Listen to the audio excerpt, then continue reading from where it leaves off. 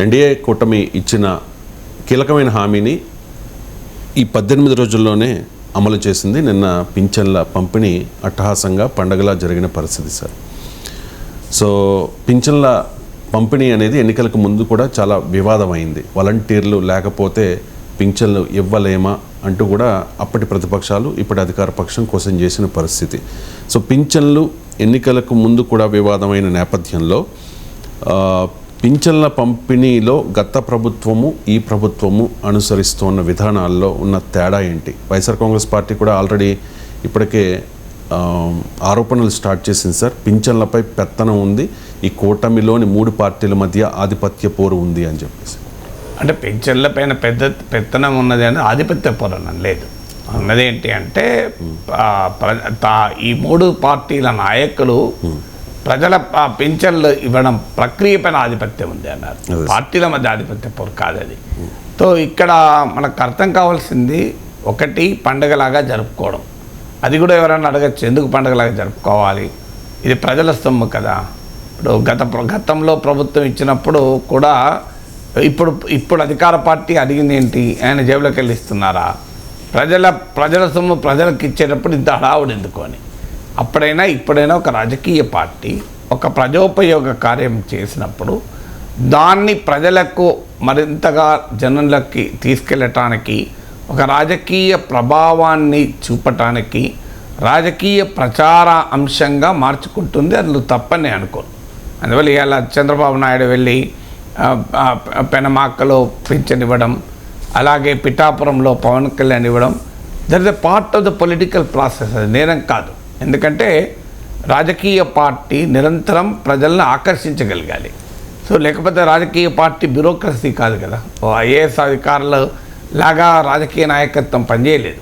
Bureaucracy ఏమో రొటీన్గా ఏం చేయాలో చేస్తూ పోతుంటారు. పొలిటికల్ ఎగ్జిక్యూటివ్ ప్రవర్తించే విధానానికి పర్మనెంట్ ఎగ్జిక్యూటివ్ ప్రవర్తించే విధానానికి తేడా ఉంటుంది. పర్మనెంట్ ఎగ్జిక్యూటివ్ తన డ్యూటీని డిశ్చార్జ్ చేస్తుంది. పొలిటికల్ ఎగ్జిక్యూటివ్ ప్రజల్ని మొబిలైజ్ చేయాలి. అందువల్ల ఉత్సవాలుగా జరుపుకోవడం, ప్రజల సొమ్ము ప్రజలకు ఇచ్చిన, ప్రజల సొమ్ము ప్రజలకు ఇస్తున్నామన్న సంగతి ప్రజలకు పార్టీలు చెప్పాలి. కనుక ఉత్సవంగా జరుపుకోవడం, పండుగగా జరుపుకోవడంలో తప్పేమీ లేదు. ఇక రెండవది,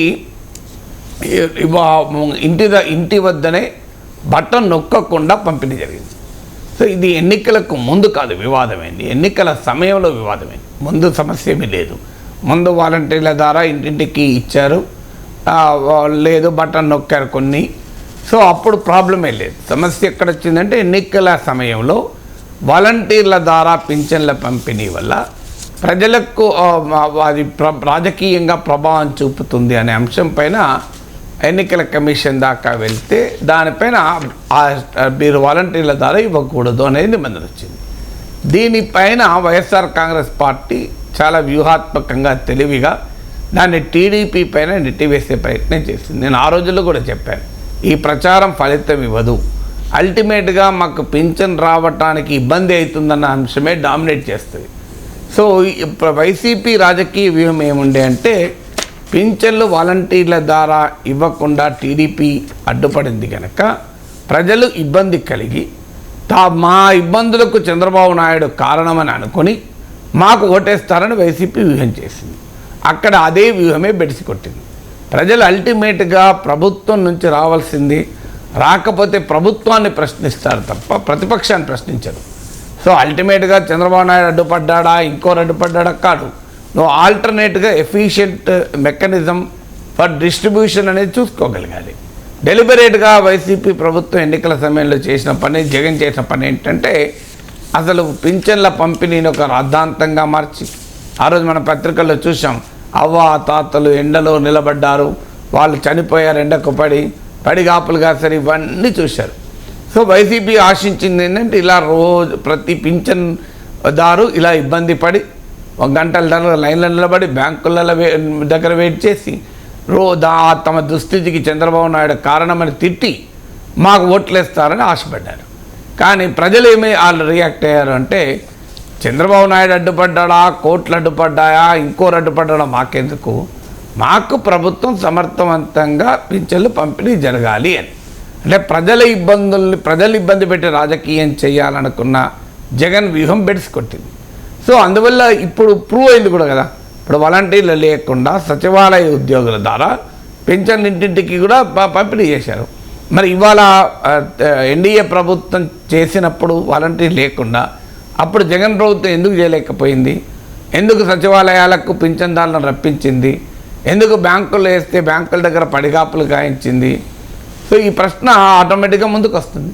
సో ఇప్పుడు ఇంకా ఎక్స్పోజ్ అవ్వడానికి వైఎస్ఆర్ కాంగ్రెస్ కారణమవుతుంది. అంటే అప్పుడు చేసిన పొరపాటు, అప్పుడు చేసిన పింఛన్ రాజకీయాలు ఇప్పుడు మరోసారి అవి చెంపపెట్టవుతాయి. ఎందుకంటే మరి ఇప్పుడు ఇవాళ ఎట్లా జరిగింది? ఇదే సచివాలయ ఉద్యోగులు అప్పుడు కూడా ఉన్నారు కదా, వాలంటీర్ల ద్వారా ఇవ్వకూడదు అన్న నిబంధన వచ్చినప్పుడు సచివాలయ ఉద్యోగుల ద్వారా మేము ఇస్తాము, మీరు ఎంత అడ్డుపడ్డా మేము పింఛన్ల సమయానికి ఇస్తాం, అది మా ప్రభుత్వ సామర్థ్యం, ప్రతిపక్షాలు అడ్డుపడుతూనే ఉన్నాయి, అయినా మేము సమర్థవంతంగా కష్టం లేకుండా పేదవాళ్ళకు వృద్ధులకు ఇస్తాం అని కనుక వైఖరి తీసుకొని ఉంటే అపోజిషన్ అడ్డుకున్నది అనే అంశంతో పాటు ప్రభుత్వ ఎఫిషియన్సీగా జనంలోకి వెళ్ళేది. ఆ పని చేయక ప్రజల కష్టాల నుంచి తన రాజకీయ ప్రయోజనం పొందుదామని జగన్ ఆశించి దెబ్బతిన్నాడు. సో అందువల్ల ఇవాళ ప్రూవ్ అయింది, వాలంటీర్లు లేకుండా సచివాలయ ఉద్యోగులతో ఇవ్వవచ్చని. ఆ రోజు కూడా అందరం అన్నది అదే, అయ్యా వాలంటీర్లతో ఇబ్బంది అంటున్నారు, ఇక లేదా ప్రభుత్వ యంత్రాంగం, మరి ఆ ప్రభుత్వ యంత్రాంగంతో పింఛన్లు ఇవ్వచ్చు కదా అని. ఇక థర్డ్ ఫ్యాక్టర్ ఏమవుతుంది అంటే వైసీపీ ఆరోపణ, పింఛన్ దగ్గర 500 తీసుకున్నారు, సో పింఛన్దారుల పైన రాజకీయ ఆధిపత్యం అని.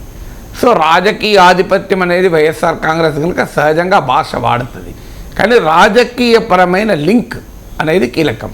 ఇప్పుడు పింఛన్లు కానివ్వండి, ఇతర సంక్షేమ పథకాలు జగన్ నేరుగా ప్రజలకు అందేలా తన పాలనా వ్యూహాన్ని రచించాడు. అంటే బటన్ నొక్కి అకౌంట్లో పడాలి, వాలంటీర్ల ద్వారా పథకాలు అందాలి అని. ఈ ప్రాసెస్లో జగన్ చేసిన పెద్ద పొరపాటు మనం చాలాసార్లు చెప్పుకున్నది, పార్టీ యంత్రాంగాన్ని నిర్వీర్యం చేశాడు. పార్టీకి ప్రజలకు మధ్య సంబంధాన్ని, ఉండాల్సిన సజీవ సంబంధాన్ని లేకుండా చేశాడు. ఇది పార్టీ కార్యకర్తల్లో కూడా అసంతృప్తి కారణమైంది. అందుకే నేను గతంలో కూడా చెప్పాను, చంద్రబాబు నాయుడును ముఖ్యమంత్రి చేయాలన్న కసితో ఎన్డీఏ కార్యకర్తలు, ముఖ్యంగా టీడీపీ జనసేన కార్యకర్తలు పనిచేసినంతగా జగన్మోహన్ రెడ్డి గెలిపించాలన్న కసితో వైఎస్ఆర్ కాంగ్రెస్ కార్యకర్తలు పనిచేయలేదు. ఎందుకు పనిచేయలేదు అంటే ఎక్కడికక్కడికి పార్టీ యంత్రాంగం కంప్లీట్గా చతుకునబడ్డది. ఎందుకంటే పార్టీ యంత్రాంగానికి సంబంధమే లేకుండా పోయింది. సో చేపలను నీళ్ళ నుంచి బయటికి పడేస్తే ఎలా ఉంటుందో ప్రజల నుంచి పార్టీని వేడి చేశాడు జగన్మోహన్ రెడ్డి. ఎందుకు వేడి చేశాడంటే తనకు ప్రజలకు మధ్య అనుసంధానకర్తలు ఎందుకోని. కానీ ఆయన అర్థం చేసుకోవాల్సింది ఏంటంటే భగవంతునికి భక్తునికి కూడా అంబికా దర్బార్ బత్తి ఉంటుంది కదా, అది అర్థం చేసుకోలేదు. సో అగరబత్తి కూడా భగవంతునికి భక్తునికి అనుసంధానంగా ఉన్నప్పుడు భగవంతునికి భక్తునికి ఉండాల్సిన అనుసంధానం అగరబత్తి లేకపోతే ఎలా ఉంటుందో ప్రజలకు నాయకునికి మధ్య అనుసంధానంగా పార్టీ కార్యకర్తలు ఉంటారు, పార్టీ యంత్రాంగం ఉంటారు. రేపు ఓట్ల కొరకు వచ్చినప్పుడు ప్రజల్ని పోలింగ్ బూత్లకు మోటివేట్ చేసి తీసుకొచ్చేది వాళ్ళే కదా, వాలంటీర్లు గారు. సో నీకు ప్రభుత్వ యంత్రాంగాలు కావు, బటన్లు, కంప్యూటర్ బటన్ ప్రజల్ని ఈవీఎం బటన్ వైపు తీసుకురావు. అల్టిమేట్గా ఈ పార్టీ యంత్రాంగాన్ని నిర్వీర్యం చేశారు. బహుశా ఇప్పుడు పార్టీ యంత్రాంగాన్ని ఇన్వాల్వ్ చేసి పింఛన్లు ఇచ్చే ప్రక్రియలో ఇచ్చేది సచివాలయ ఉద్యోగులైనా పక్కన అధికార కూటమి నాయకులు ఉండవచ్చు, ఉండడం నేరం కాదు కదా. మనం ఎందుకంటే వారి ప్రభుత్వమే కదా ఇచ్చేది. సో వారు అడ్డుపడితే తప్ప వారు ఎవరికి ఇంకో పలానా వారికి ఇవ్వద్దు, పలానా వాడు మాకు డబ్బులు ఇస్తేనే ఇవ్వాలి, ఇలాంటి పనులు చేసినప్పుడు మనం తప్పు పట్టాలి తప్ప ప్రభుత్వము ఇస్తున్న పింఛన్ల ఉత్సవ కార్యక్రమంలో అధికార కూటమి కార్యకర్తలు ఇన్వాల్వ్ కావడము అది ఏ రకంగానూ తప్పు కాదు, ఒక రకంగా మంచిది కూడా. ఎందుకంటే ఉద్యోగ వ్యవస్థలు, ఉద్యోగులు ఉండే జవాబుదారీతనం కన్నా పొలిటికల్ అకౌంటబిలిటీ ఎక్కువ ఉంటుంది. ఎందుకంటే వారికి ప్రజలతో సంబంధాలు, నిత్య సంబంధాలు ఉంటాయి కనుక. అందువల్ల పొరపాటుగా పంపిణీ జరిగిన, అసమర్థంగా పంపిణీ జరిగిన రాజకీయ వ్యవస్థ కరెక్ట్ చేసే అవకాశం ఉంటుంది. ఎందుకంటే ఒక సచివాలయ ఉద్యోగికి పింఛన్ సమర్థవంతంగా ఇవ్వడంలో సొంత ఎజెండా ఏముండదు, సొంత స్టేక్స్ ఉండవు. కానీ ఒక రాజకీయ కార్యకర్త సొంత స్టేక్స్ ఉంటాయి. మా ప్రభుత్వం సరిగా సమర్థవంతంగా ఈ పింఛన్ ఇస్తే మా పార్టీ పట్ల ప్రజల అనుకూలత పెరుగుతుంది అన్న స్టేక్స్ ఉంటాయి. సో స్టేక్ హోల్డర్ ఖచ్చితంగా అధికార కూటమి కార్యకర్తలు, ఈ ప్రక్రియలో స్టేక్ హోల్డర్స్గా ఉండడం నేరం కాదు. అయితే సాక్షిలో ఆరోపించినట్లు 500 రూపాయలు తీసుకొని పింఛన్ ఇచ్చిన, జన్మభూమి కమిటీలు పెట్టి పింఛన్దారులను జల్లెడబట్టి కొంతమందికి పింఛన్లు రాకుండా చేసిన అప్పుడు ప్రశ్నించుదాం. బట్ అది జరిగింది అనేది సాక్షుల తప్ప ఇంకెక్కడ రాలే కనుక దాన్ని మనం సీరియస్గా తీసుకోలేము. నిజంగానే అలాంటి ఆరోపణలు కనుక వస్తే, అలాంటిది జరిగితే అధికార కూటమి నష్టం జరుగుతుంది. తెలుగుదేశం పార్టీ ఓడిపోవడానికి అనేక కారణాలు ఈ జన్మభూమి కమిటీలో ఒక ముఖ్యమైన కారణం. ఎందుకంటే జన్మభూమి కమిటీలు ప్రభుత్వానికి ప్రజలకు మధ్య అనుసంధానకర్తలుగా ఉండాల్సింది పోయి ప్రభుత్వానికి ప్రజలకు అడ్డుగోడలుగా మారిన నేపథ్యంలోనే పార్టీ దెబ్బతిన్నది. సో అందువల్ల పార్టీ యంత్రాంగం ప్రజలతో సంబంధాలు ఎంత అవసరమో అదే సమయంలో ఆ సంబంధాలు పాలనా ప్రక్రియను బలహీనపరచకూడదు. అందువల్ల ఆ పార్టీ అండ్ అడ్మినిస్ట్రేషన్ మధ్య ఉండాల్సిన డెలికేట్ లింక్ అది. పార్టీ అడ్మినిస్ట్రేషన్ ఫెసిలిటేట్ చేయాలి, అడ్మినిస్ట్రేషన్ను గ్రహణం పట్టించకూడదు, అడ్మినిస్ట్రేషన్ పైన డామినేట్ చేయకూడదు. అందువల్ల పింఛన్లు, యూనివర్సల్ పింఛన్స్ ఇప్పుడు మన దగ్గర గ్రామంలో 10 మందికి ఇచ్చి 100 మందికి ఇచ్చే పెన్షన్లు కాదు, ఆ రోజులు పోయాయి.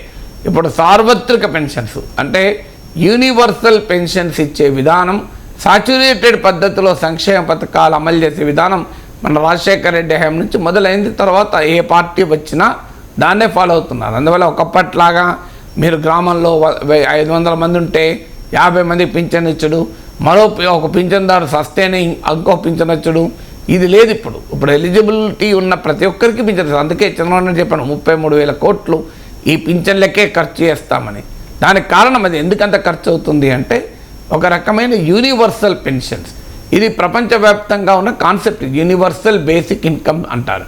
అంటే ప్రతి ఒక్కరికి సార్వత్రిక కనీస ఆదాయాన్ని కల్పించే వ్యవస్థ. ఇప్పుడు కాంగ్రెస్ పార్టీ న్యాయ్ అన్నది అనేక దేశాల్లో ఈ universal basic income UBI. So Modi ప్రభుత్వ ఎకనామిక్ సర్వేలో కూడా దీన్ని ప్రతిపాదించారు. అంటే ప్రతి ఒక్కరికి కనీస ఆదాయం ఓ 4,000, 5,000, 10,000 ఉండేలా చూడడం. కాంగ్రెస్ పార్టీ అయితే ప్రతి ఒక్కరికి ₹1,00,000 వరకు మేము ఏడాదికి డబ్బులు ఇస్తామని కూడా అన్నారు. సో ఇప్పుడు సూపర్ 6 అమలు అయితే అంతకన్నా ఎక్కువనే వస్తుంది నిజంగా చెప్పాలంటే. ఇప్పుడు ఆల్రెడీ 4,000తోనే సంవత్సరానికి 48,000 అయిపోయినాయి కదా, ఇంకా అంతకన్నా ఎక్కువ వస్తే కానీ తక్కువ రాదు. సో అందువల్ల కనీస సార్వత్రిక కనీస ఆదాయం పథకంలాగా ఇప్పుడు సార్వత్రిక పింఛన్లు అమలవుతున్నాయి. అందువల్ల జన్మభూమి కమిటీల ద్వారా ఈ ప్రక్రియ అంటే యూనివర్సల్ సాచ్యురేటెడ్ పెన్షన్స్ కాస్త సెలెక్టివ్ పెన్షన్స్గా మారినా, లేదా మధ్యలో ఎవరైనా మిడిల్ మెన్ లాగా పెన్షన్దారులకు వచ్చే డబ్బుల్ని తీసుకునే ప్రయత్నం చేసినా దాన్ని ఖచ్చితంగా ఖండించాలి. అది తెలుగుదేశం నష్టమవుతుంది. అది రాకుండా చంద్రబాబు నాయుడు ప్రయత్నించాలి. బటన్ నొక్కితే ఒక లాభం, ఎందుకంటే ఎక్కడా మిడిల్ మెన్ ఉండడు, నేరుగా ప్రజల అకౌంట్లో పడుతుంది. ఒక నష్టం ఏంటి అంటే ప్రజలకు లాభమే నిజంగా చెప్పాలంటే. నష్టం ఎవరికి అంటే రాజకీయ పార్టీకి, ఎందుకంటే ప్రజలకు పార్టీకి మధ్య సంబంధాలు తెగిపోతాయి. కానీ ప్రజలకు పార్టీకి మధ్య పథకాల విషయంలో సంబంధాలు ఉంటే ఆ పథకాలు పక్కదారి పట్టే ప్రమాదం ఉంటుంది, పథకాల్లో అవినీతి ఉండే అవకాశం ఉంటుంది. వాటిని లేకుండా చేసుకోగలగాలి. అలా పార్టీని అడ్మినిస్ట్రేషన్ను పథకాల డెలివరీలో సమన్వయం చేసుకోగలిగితే అది ప్రయోజనకరంగా ఉంటుంది. లేదు మేము మొత్తం పార్టీకి అప్పచెప్తాం జన్మభూమి కమిటీ లాగా అన్నా నష్టం, మొత్తం మేము బటన్ నొక్కుతాం పార్టీకి సంబంధం లేదంటే పొలిటికల్గా నష్టపోతారు. అందువల్ల ఒక రకమైన పద్ధతిలో ప్రజలు నష్టపోతారు, మరో రకం పద్ధతిలో పార్టీలు నష్టపోతాయి. అందువల్ల వాటిని బ్యాలెన్స్ చేసుకోగలిగితే అప్పుడు ఎఫెక్టివ్గా ఉంటుంది.